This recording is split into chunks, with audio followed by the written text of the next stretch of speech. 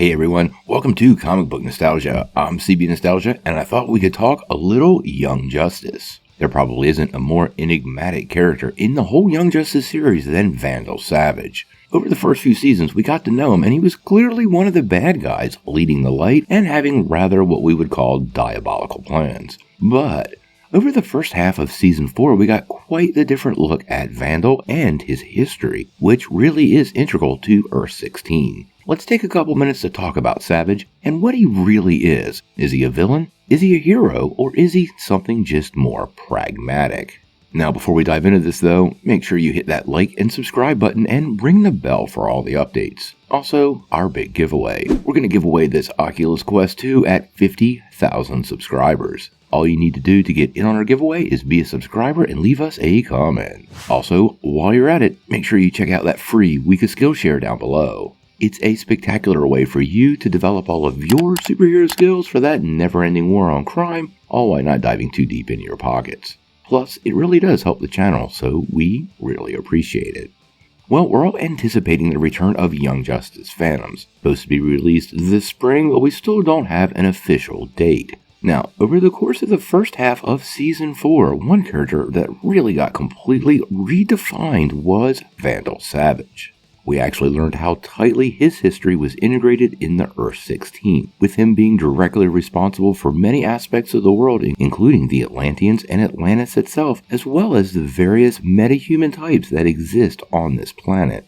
As we saw, he directly faced off with the Lords of Order and Chaos, and basically was responsible for the defeat of Child. So, what does this really make Vandal Savage? Is he a hero? Is he a villain? Or is he something else? Well, we're pretty familiar with his motivations throughout the first couple of seasons. He's been the leader of the light, and at the center of most of their plans and conquests. Traditionally, Savage is an absolute villain, but there always has been a streak of pragmatism to him. Now, we're not going to claim that he's a hero. He's not. When you engage in certain types of behaviors, you can't be labeled a hero. And he definitely crosses many moral and ethical lines that people that we identify as heroes don't.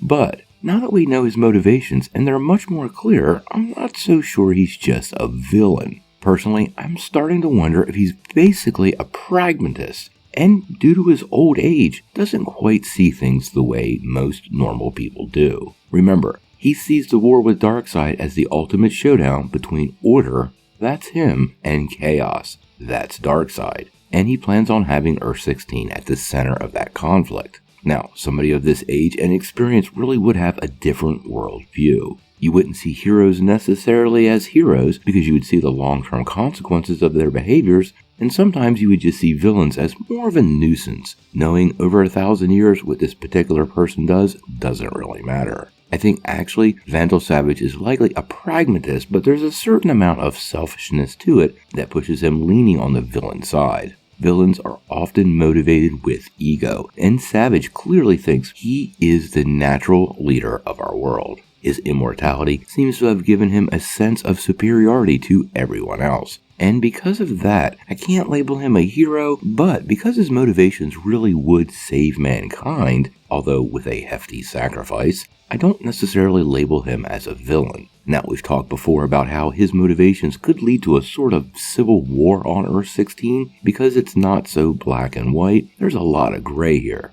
Many heroes sometimes tread into that gray territory and do things that some people don't find acceptable, but many claim the ends justify the means, and that's not an uncommon position for many heroes in the DC universe to take up. Now, obviously, we have a few more weeks before Vandal Savage and the rest of the Earth-16 crew return. We don't have that release date yet, but we're going to keep our eyes out for it. But I gotta know what you guys think. Do you view Vandal Savage as villain, hero, or something else? And do you think his immortality changes what that means specifically to him? Sound off in the comments below.